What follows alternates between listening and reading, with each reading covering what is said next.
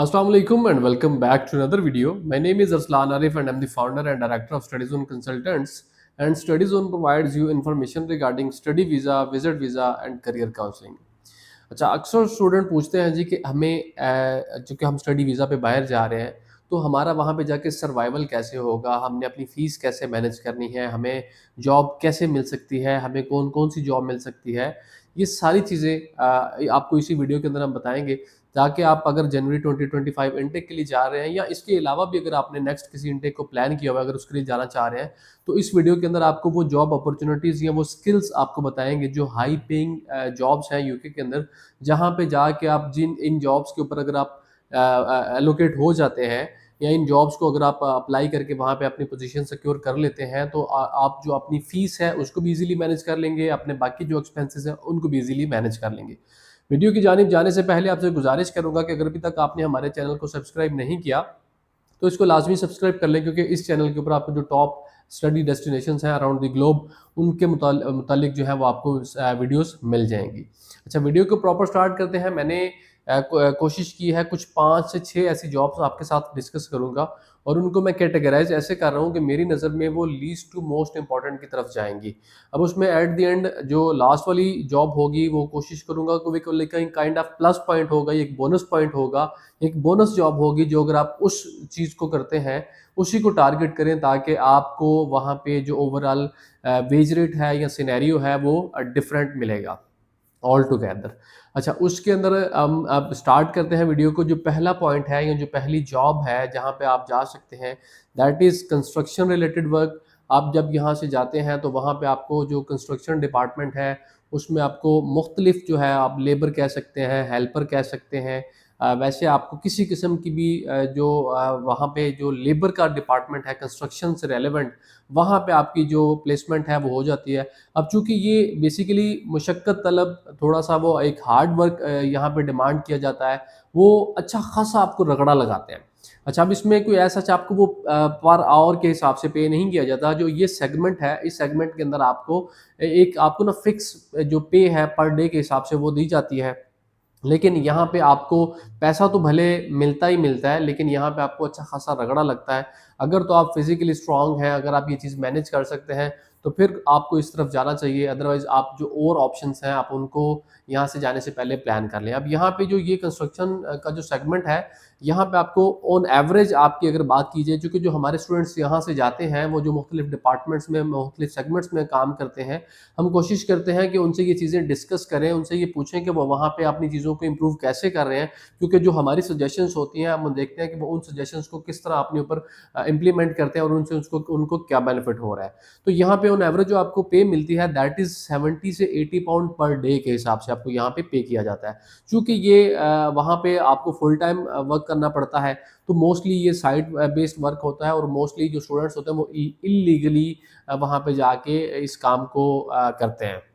अच्छा, इसके बाद जो हमारा दूसरा सेगमेंट है जिसकी डिमांड जो सेकंड नंबर पे जिसको मैंने रखा हुआ है, that is restaurant based job, जो कि आपको वहाँ पे टेक अवेज़ की या जो इस तरह के रेस्टोरेंट्स हैं वहाँ पे जॉब मिल जाती है। वहाँ पे डिश वॉशर का काम कर सकते हैं, वहाँ पे शेफ़ का काम कर सकते हैं, वहाँ पे वेटर का काम कर सकते हैं।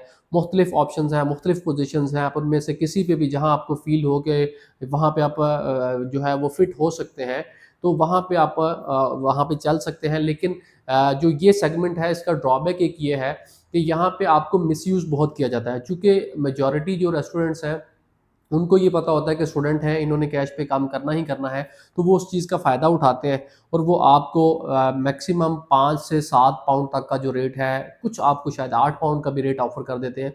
लेकिन जो मेजॉरिटी है वो आपको 5 से 7 पाउंड का रेट ऑफ़र करते हैं। अगर आप एनआई के ऊपर भी वहाँ पे जॉब करते हैं, तो वहाँ पे जो उनकी जानिब से, गवर्नमेंट की जानिब से जो ऑफ़िशियल रेट है, that is 11.44 pound per hour, तो आपको वो मैक्सिमम मिलेगा। हाँ, उसके अलावा कुछ जो बड़े ब्रांड्स हैं जैसे मैकडॉनल्ड हो गया, केएफसी वगैरह हो गया, वो आपको कैश के ऊपर अलाउ नहीं करते। लेकिन वहाँ पे आपको अगर एनआई के ऊपर आप काम करें, आप उनके साथ एग्रीमेंट के साथ काम करते हैं, तो अब वहाँ पे इवन आप 11.44 पाउंड से ज़्यादा भी वहाँ पे आप जो रेट है वो उसको हासिल कर सकते हैं। अच्छा, इसके बाद जो तीसरा पॉइंट है या जो तीसरा सेगमेंट है, दैट इज़ सिक्योरिटी वर्क। वहाँ पे अब यूके के अंदर बेशुमार किस्म की जॉब अपॉर्चुनिटीज़ हैं, जिनमें सिक्योरिटी जो है वो टॉप रेटेड आती है। अच्छा, अब इसमें क्या होता है कि आपने ऐसा चाहिए, कोई पाकिस्तान जैसी सिक्योरिटी जॉब नहीं है कि वहाँ पे जी कोई आपने लड़ाई झगड़ा हो गया, यहाँ पर असला लेके खड़े हुए हैं।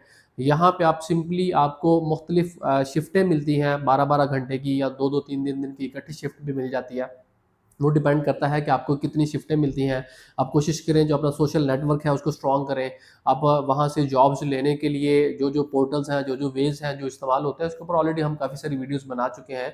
तो आप उन उन सारे वेज़ को, उन टूल्स को यूज़ करें, ताकि आपको पता हो कि जब भी कोई इस तरह की शिफ्ट आ रही है तो ऑब्वियसली आपको भी वो मिलनी चाहिए। अच्छा, अब इसमें क्या होता है कि मोस्टली स्टूडेंट इसको कोशिश करते हैं कि सिक्योरिटी वाले में चले जाएँ, क्योंकि एक बैज उनको लाइसेंस बनवाना होता है। हार्डली मेरे ख्याल से 500-100 पाउंड का उसके ऊपर एक्सपेंस आता है। जब वो उसको बनवा लेते हैं तो उसके बाद उनको बेनिफिट ये होता है कि आपने कुछ भी नहीं करना होता, मोस्टली आपने सिर्फ बैठना होता है वहाँ पे। अगर कोई चोरी डकैती की वारदात हो रही है या कोई किसी किस्म का कोई प्रॉब्लम हो रहा है, तो आपने जस्ट उनको उनके दरमियान एक रुकावट बनना है, उनको रोकना है आपने से, और आगे पुलिस को या जो रिस्पेक्टिव डिपार्टमेंट है उसको रिपोर्ट कर देना है। अब यहाँ पे आपको ऑन एवरेज आपका तकरीबन, यहाँ पे आप चाहे कैश पे काम कर रहे हैं चाहे एनआई पे काम कर रहे हैं, तो यहाँ पे आपका ऑन एवरेज जो रेट है दैट इज़ 11 टू 12 पाउंड्स आपको मुख्तलिफ जो रेशो के हिसाब से जो है वो आपको यहाँ पे रेट दिया जाता है। अच्छा, अब इससे अगला जो सेगमेंट है दैट इज़ अबाउट डिलीवरी, जो कि आपका फूड डिलीवरी का या ओवरऑल आपका जो डिलीवरी का सेक्शन आ जाता है, उससे रिलेटेड है। अब मोस्टली जो स्टूडेंट्स हैं वो यूके में सिक्योरिटी के बाद अगर कोई दूसरी जॉब करते हैं तो वो डिलीवरी की जॉब करते हैं, क्योंकि डिलीवरी की जॉब में आपको बहुत ज़्यादा पैसा मिलता है। अच्छा, मेजॉरिटी जो स्टूडेंट्स हैं वो आपके ऑन डेली बेसिस वहाँ पे 200 पाउंड्स को टच कर रहे हैं, और ये गारंटेड रेट है, या जो गारंटेड आपके साथ मैं ये जो अर्निंग बता रहा हूँ, ये हमारे स्टूडेंट्स वहाँ पे अर्न कर रहे हैं।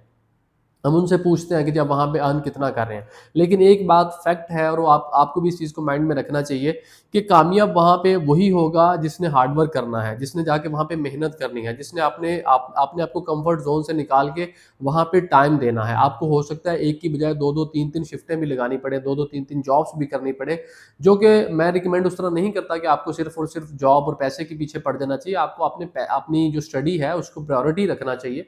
उसके अलावा आपको जो जॉब्स मिल रहे हैं जिससे आपका गुज़ारा हो जाए, आपकी कुछ थोड़ी बहुत सेविंग, आपकी फ़ीस, आपके घर के अखराजात के लिए पैसे निकल आएँ, आपका पहला जो फ़ोकस है वो ये होना चाहिए।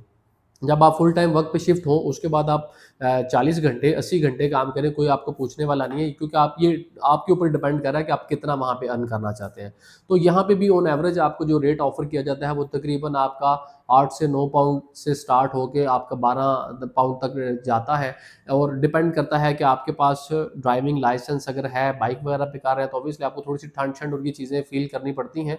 लेकिन आपका जो ओवरऑल एक कह लें कि आपको जैसे कंस्ट्रक्शन के सेगमेंट में आपको थोड़ा सा हार्ड वर्क का सामना करना पड़ता है, यहाँ पे ऐसा हार्ड वर्क उस तरह नहीं है, लेकिन यहाँ पे आपकी अवेलेबिलिटी है, या जो जितना ज़्यादा आप टाइम देंगे उतना उतना ज़्यादा आप अर्न कर लेंगे।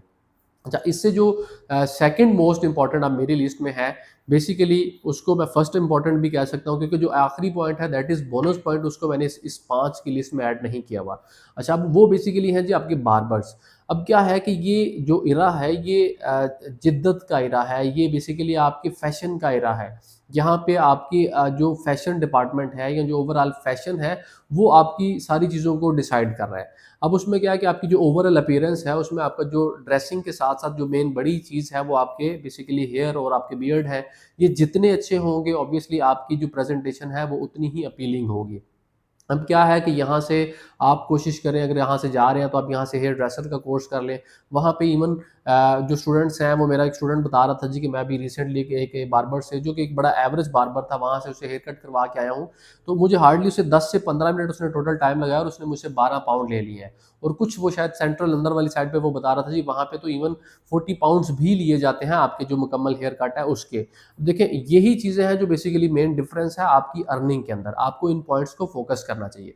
अब हम लास्ट में डिस्कस कर लेते हैं जी अपना जो हमारा बोनस पॉइंट है, या जो बोनस जॉब है, जो मैं समझता हूँ कि सबको कोशिश करनी चाहिए, उसी के ऊपर जाना चाहिए। वो है जी हमारी कार ड्राइविंग की या ड्राइविंग की जॉब। अब उसमें ये है कि आपके पास आपके पास ड्राइविंग लाइसेंस होना चाहिए। अगर आपके पास पाकिस्तानी है तो उसको इंटरनेशनल करवा रहे हैं, वहाँ पे आप 1 साल के लिए उसी ड्राइविंग लाइसेंस के ऊपर जाके वहाँ पे ड्राइविंग कर सकते हैं। जब आप ड्राइविंग लाइसेंस बनवा लेते हैं, उसके बाद आप अपनी गाड़ी भी अगर ले लेते हैं, तो वो सोने पे सुहागा होने के बराबर है। लाइक वो आपको एक्स्ट्रा बेनिफिट करेगी। आप उसके अलावा अगर आपके पास अपनी गाड़ी नहीं भी है, तो आपकी मुख्तलिफ जो बड़ी कंपनियाँ हैं, जैसे अमेज़न हो गई, और जो इसके अलावा और डिफरेंट बड़ी मल्टीनेशनल कंपनीज़ हैं, उनको जो डिलीवरी वाले होते हैं उनकी ज़रूरत होती है। वहाँ पे उनकी अपनी वैन्स भी होती हैं, आपकी अपनी गाड़ियाँ हैं, तो आप उनसे शिफ्टें ले लें। यकीन करें, मेरे जो स्टूडेंट्स हैं, 2 स्टूडेंट हैं, वो इस तरह का ड्राइविंग का ही काम कर रहे हैं, और वो ऑन एवरेज डेली का वहाँ पे तकरीबन 500 पाउंड भी निकाल रहे हैं दोनों मिलके। आप उस हिसाब से अगर देखा जाए तो उनको 250-250 पाउंड बच रहा है।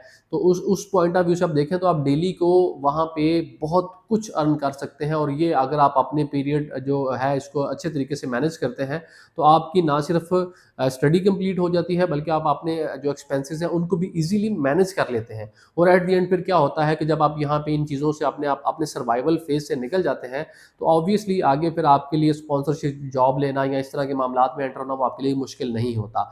ये कुछ ऐसी जॉब्स हैं जो कि हाई पेइंग है, इनकी हमेशा से डिमांड है। आप कोशिश करें, अगर प्लान कर रहे हैं यूके जाना या किसी भी कंट्री में अगर जाना चाह रहे हैं, तो इवन इन जॉब्स को जो है वो आपको ज़रूर अपनी लिस्ट में रखना चाहिए। ये जो ये वहाँ पे आपको ज़्यादा पे करती हैं। इनके बारे में सर्च करें, इनके बारे में अप्लाई करें, ताकि आप वहाँ पे अपनी जो अर्निंग है उसको मैनेज कर सकें।